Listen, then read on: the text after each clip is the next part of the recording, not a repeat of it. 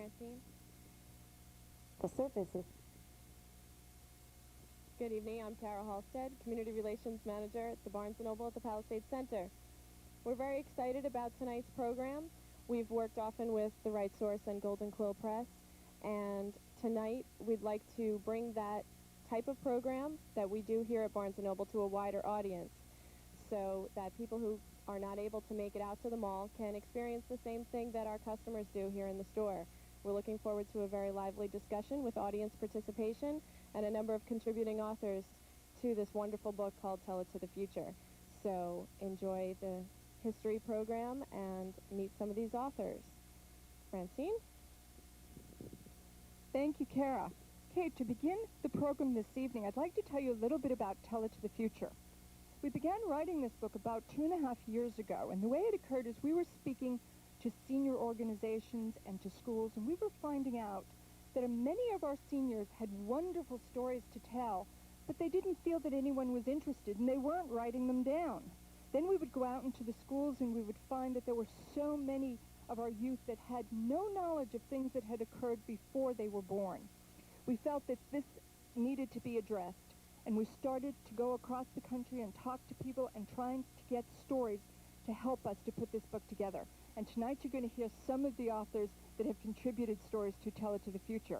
So to begin this program tonight, I'm going to pick up my papers, and we're going to start on what we call a walk through the century. We will begin at the beginning, which is the 1900s for us, and the turn of the century. It was a time of optimism and hope for the United States. We were moving forward with new ideas and inventions, and the promise of a better life brought many immigrants, and immigrants such as Mary Bianchini and her family. Mary came here as a young child with the hopes that many immigrants had for the greatness of this country and the riches it could bring for them and their families. We're sorry to say that Mary has died recently, but we are really grateful to have her story in Tell It to the Future. As we get into the 1910s, immigrants were pouring into this country to escape the threat of war in Europe.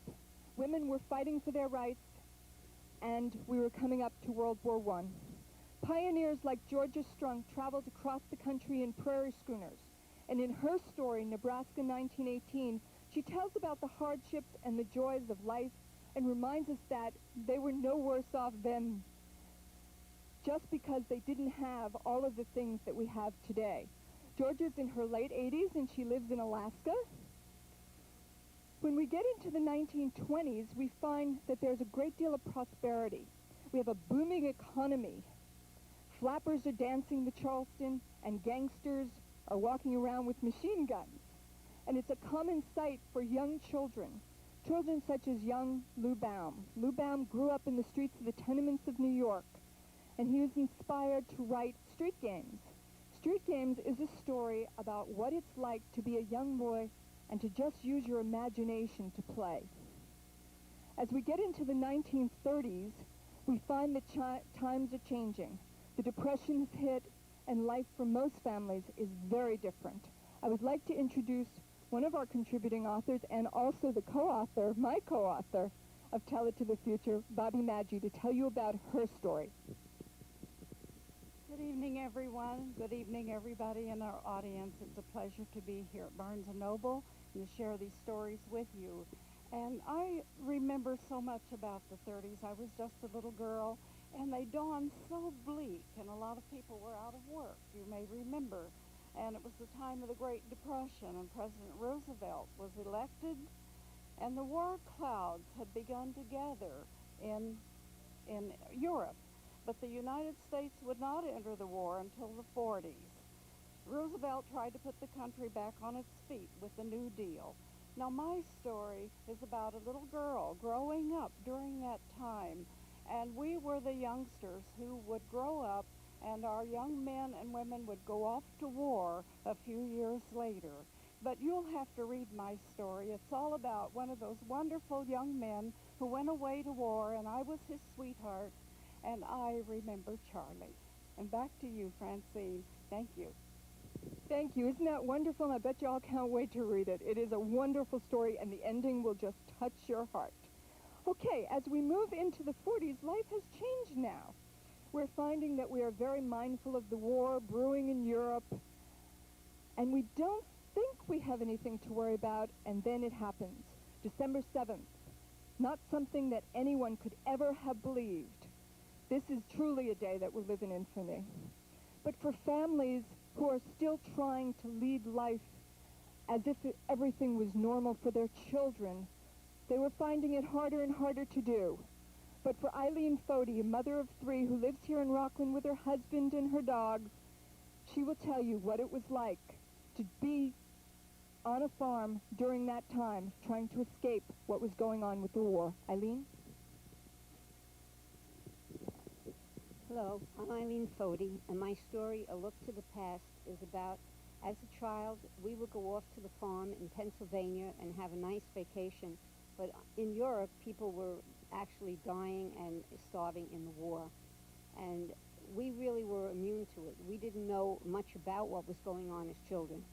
I hope you enjoy the story when you read it. Thank you.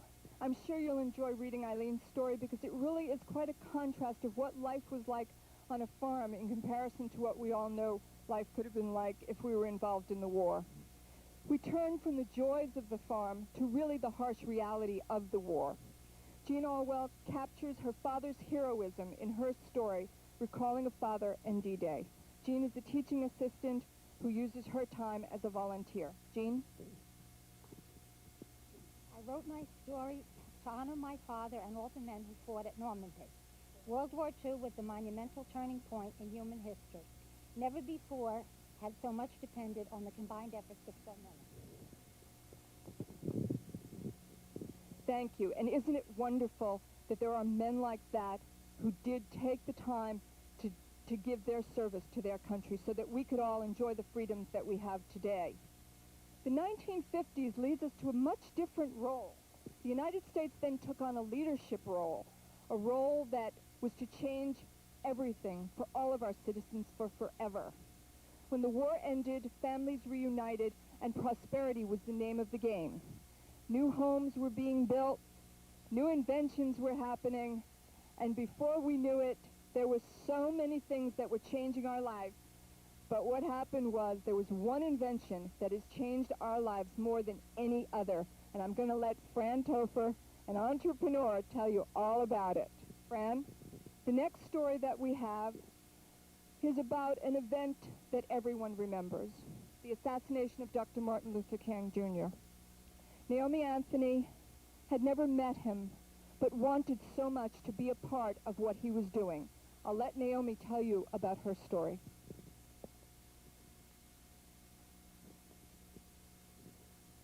Born in a system of prejudice in the state of North Carolina and growing up throughout the South gave me an appreciation of the freedom movement and its value to all Americans. I hope you will get around to reading that story in the book that I tell my account of that day when he was assassinated. And I also let the public know how that movement changed my life. I hope you'll enjoy it. Thank you, Naomi. She is an accomplished singer, an author, and an artist, and we are so glad that she wrote this story because it gave us such a touching view of that time, so thank you. We get into the 70s now, and things are becoming a bit scary for this country. With Kent State, the gas crisis, Vietnam, Watergate, you begin to think, what's going to happen next? Well, Teresa Zarello is our next author, and she was a young girl at the time who felt that it was very important to travel to Disney World with her family and leave behind all of that craziness that was going on. So I hope that you'll get a chance to read On the Golden Road to Disney World. The 80s hit, and life changed a great deal. We saw technology and the economy booming, and the technology was such that we are still feeling it today.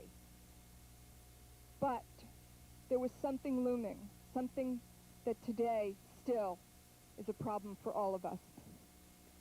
When AIDS hit our shores, it touched so many lives and caused so much destruction. I would like to introduce to you Beth Rubin, who will tell you what it was like for her. In the early 1980s, a mysterious disease was killing gay men in San Francisco and New York.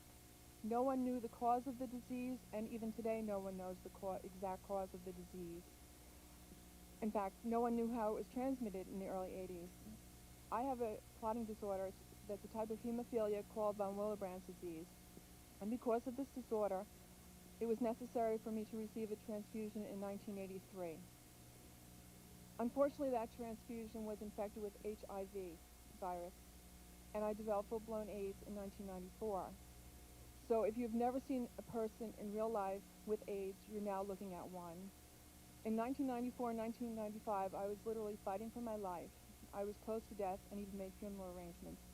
But I made up my mind to do everything and anything possible to remain on this earth as long as possible for my 3 children. And I thank God, and I'm standing here today to tell you that I'm still here to help them, carry on their lives also. Just want to say that that's what my story is about. And I also want to say that AIDS is not a dead issue, that it's an evil disease that is just, there's an underground of, it's like a smoldering fire, forest fire, that's sweeping across the world. And people are just throwing little bits of water on it and hoping it'll go away, but it won't go away.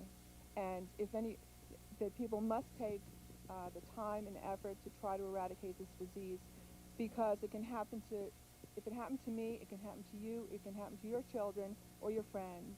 And once you have AIDS, there's no turning back. Unless there's a cure, you will have it for the rest of your life, and you will never know what tomorrow brings. Thank you. Thank you, Beth. And as emotional as her telling you about her story is, the tears that will fall when you read it are just unbelievable. I want to take you now into the 90s. The 90s began with Desert Storm for us. And Bobby Madry and I felt that it was very important to remember all of those who were there, who helped to keep our shores safe. And we wrote a poem called Remembering Desert Storm. The next story in our book has a very different tone to it. And as the 90s brought many memorable events for young Carrie Ann Carleo Evangelist, who was then just getting in college, it was a great love of her team and the dynasty that had came, born out of 25 world championships and 35 pennants. I'll let Carrie Ann tell you why she wrote her story. From when I was young, I was a Yankee fan. Summers were all about watching the Yankees. But just as the Yankees became the team of the century, winning their 25th World Championship, it was not something that took place over the course of 1 or 2 years. It was something that developed throughout the course of the century, which was why I chose to put it in this book. Thank you, and we're very happy to have it. Well, we're just about winding down the century, and as the 90s continued, we soared on the wings of technology, and computer specialists, like my son, who was then a college student, were beginning to warn us about a dreaded virus. Virus in a computer, I said? Are you kidding? Well, thank goodness we really didn't see the effects, but his story tells us what it would be like if we had. And think about the fact that we might still. So if you want to really get the shivers, you can read The Y2K Nightmare. Okay, we're just about wrapping up our end, because that's where we are right now, but what we'd like to do is now hear some of your feelings about the century. We've told you ours, so now's your turn to talk to us. We said this is audience participation, so what we want to do is we want to start participating. And the way we're going to start this tonight is we're going to tell you that we'd like you to sit back, close your eyes, and gather up all your memories of this century. We want you to travel back in time to when all the things that don't exist today were very popular, to when houses were heated by coal furnaces, to when cleaning your clothes meant scrubbing it in a washboard and hanging it outside to dry, to when food being cold meant the iceman delivering, to when times when kick the can and Johnny on a Pony were very popular ways to get entertained, to a point where catching lightning bugs was a fun thing to do. We want you to remember the Good Humor Man coming down the street and eating wax lips and penny candy. We want you to sit back and tell us the things that you remember. So perhaps now you can start to share some of your memories with us. Okay? Anybody? Nobody? I've never had that happen. Does anyone know what a dumbwaiter is? Yes? Excuse me? I served the wrong food tonight? Oh, the dumbwaiter served the wrong food tonight. Okay. The dumbwaiter then was a way to bring things from the below floors to the above floors in an apartment building. Greg? Video games? Video games. Well, they're still with us, but some of them aren't. Atari? I heard that somewhere. Atari's one that isn't. Something else? Nothing? 8-tracks? Does anybody know what an 8-track is? Prior to cassettes, 8-tracks existed. They were much bigger. 45. 78. See that? You do remember. I think you're all just camera shy. How about my group? Iron that you had to heat, made of cast iron, I believe, protect your hand from getting burned, but you had to iron. It was no it wasn't electricity. Right. You had to heat it on a stove? Right. Okay. The full brush man that used to come to your house with a little basket of brushes, and if you'd like to buy it, you could buy it straight from him. Comme nous connaissons, nous pas capable d'aller sans nous pas battre nous quelques petits bagages qui passent dans le quartier, eh bien nous connaissons un evening spécial qui a fait dans Chestnut Ridge. C'est Islamapo qui a fait, notamment pour tous les parents qui ont tout le monde dans Islamapo pour aller encourager et soirée ça. Et a fait une intention pour être capable d'aider les gens qui ont un problème dans des désastres, dans la catastrophe qui est passée au 11 septembre. Mes amis, allez pour nous capables d'encourager les gens. Pour voir des Haïtiens qui ont un petit dans l'école là qui comprennent ça aurait la bienséance, qui comprennent pour aider les gens dans un problème. Ok, so c'est la PFF dimanche 18, qui veut dire dimanche prochain, 18 mois ça. Nous attendons en foule dans Islamapo à 7h du soir, dans Chestnut Ridge Middle School, qui est situé dans Chestnut Ridge Street en allant sur Montvale. D'après mon tout pas connaître, vous prenez information. At Mercedes-Benz of Nanuet. Even better is that you're so close to these exceptional values and you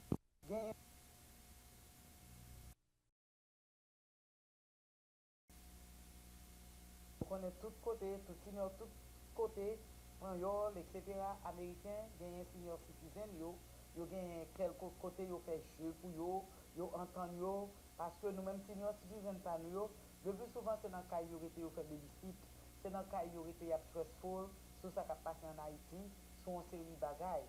Mais gagne, on sent plus ouvert, c'est dans